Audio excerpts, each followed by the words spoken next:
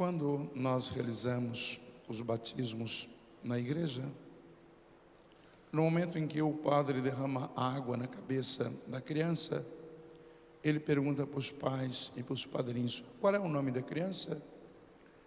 E o padre pode estar farto de saber qual é o nome da criança, mas sempre faz esta pergunta, porque naquele momento que a pia batismal é chamada de útero da igreja, a criança deixa de ser simplesmente criatura, ela agora passa a ser filha muito amada de Deus, e quando passa a ser filho, portanto, ela é tomada como posse pelo próprio Deus.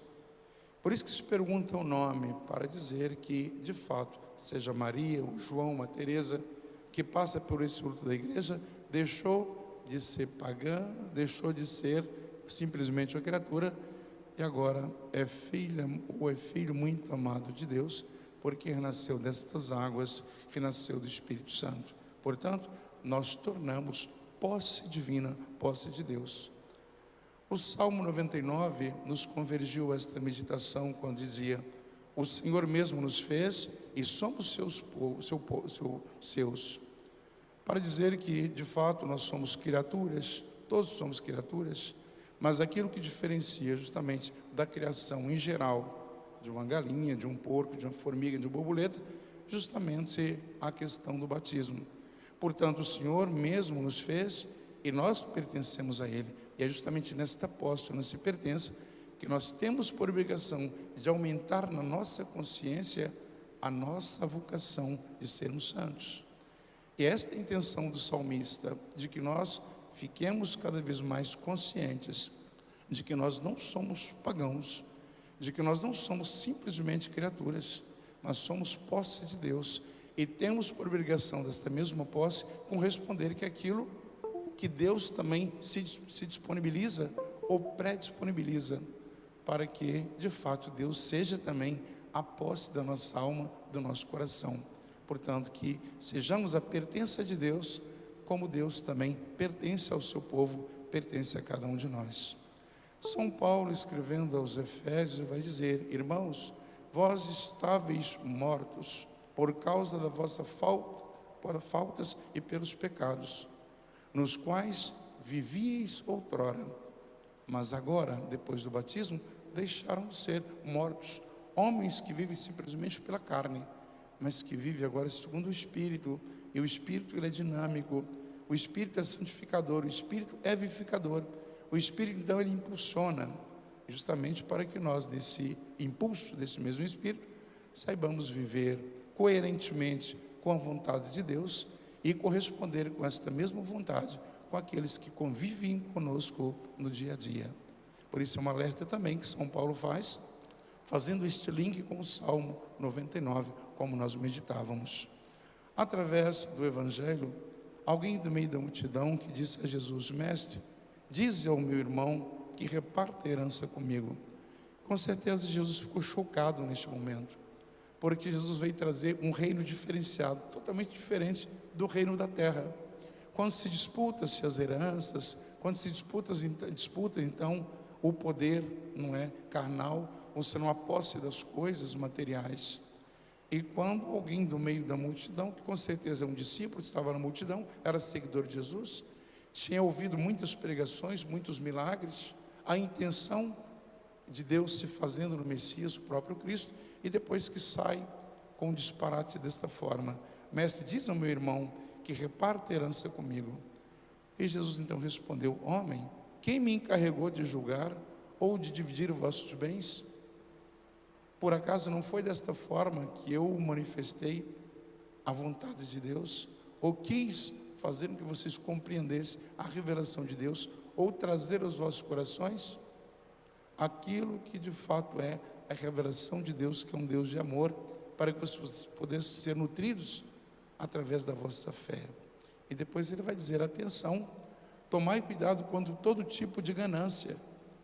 E aqui depois conta esta parábola, que já foi uma parábola que nós meditávamos talvez há 5 domingos atrás, quando este homem também satisfeito com tantas coisas que ele conseguiu angariar, tantos bens materiais, satisfeitos. Ora, primeiramente, era de pôr na sua consciência: se eu conseguir tantos prodígios, não foi por força própria, mas foi Deus que me deu forças para trabalhar, me deu inteligência para eu poder saber negociar, fazer então as compras e vendas, para eu plantar, eu produzir e eu colher, então tudo proveniente de Deus. Mas o que ele fez? Simplesmente se tornou ganancioso, porque não é possível que esse homem não tinha uma esposa, esse homem não tinha familiares, filhos ou parentes, ou não havia ninguém pobre em volta dele, para ele dizer: o que é que vou fazer? Tudo aquilo que eu consegui arrecadar, tudo aquilo que eu tenho, vou então derrubar os meus antigos celeiros, outros maiores, vou abarrotar tudo isso, aí eu vou sentir feliz, não é? Vou guardar tudo isso, vou descansar, vou comer, vou beber, eu vou aproveitar a vida. Ele manifesta isso.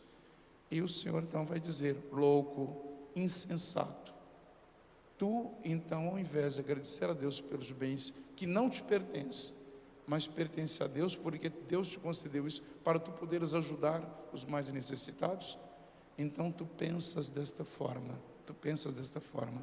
e o Senhor vai dizer: ainda nesta noite pedirão de volta a tua vida, não somente os teus bens, mas a tua vida.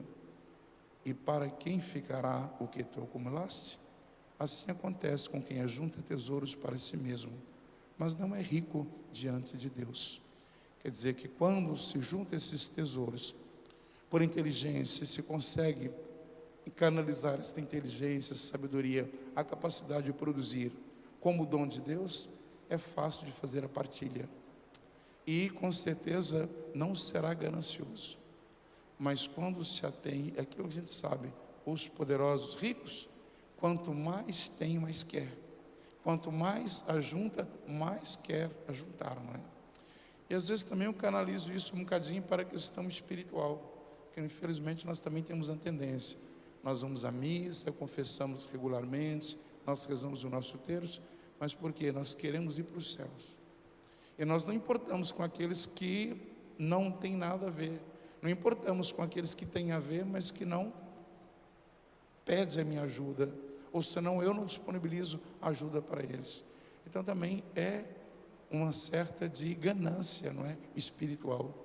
É uma forma egoísta de ver o Evangelho, de ver a fé. Porque o Senhor, de fato, quer que nós nos salvemos, mas quer que nós levemos para os céus muitas e muitas almas. Por isso que nós somos discípulos, e no batismo nós recebemos aquela mensagem: ide por todo mundo e pregai o Evangelho, ide por todo mundo e anunciai a boa nova a toda criatura, senão batizai-os todos, em nome do Pai, do Filho e do Espírito Santo, da Trindade Santa.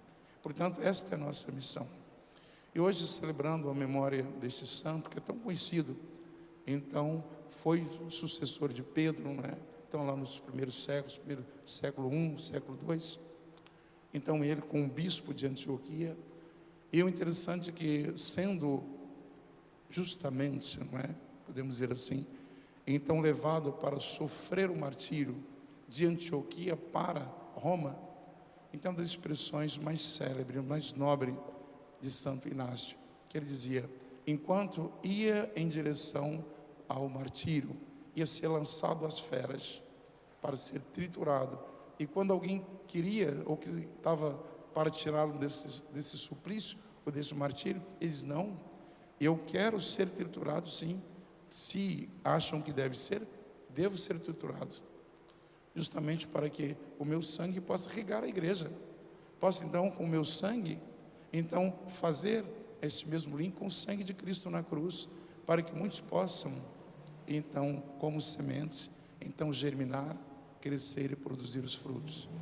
E Santo Inácio de Antioquia dizendo: quando vou agora para o martírio, sinto verdadeiramente um discípulo do Senhor.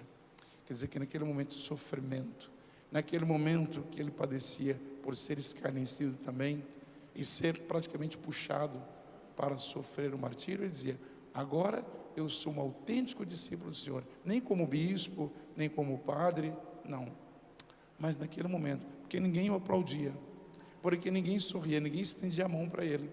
Agora eu sou um autêntico discípulo de Cristo.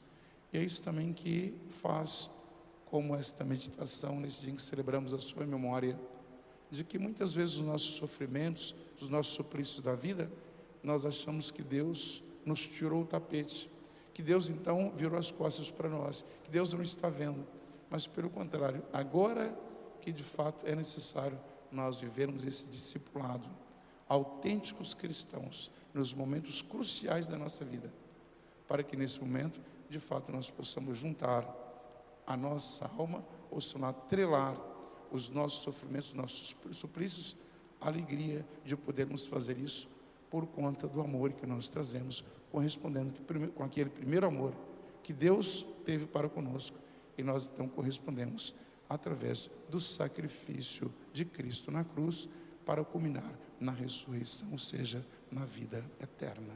Que assim seja. Amém.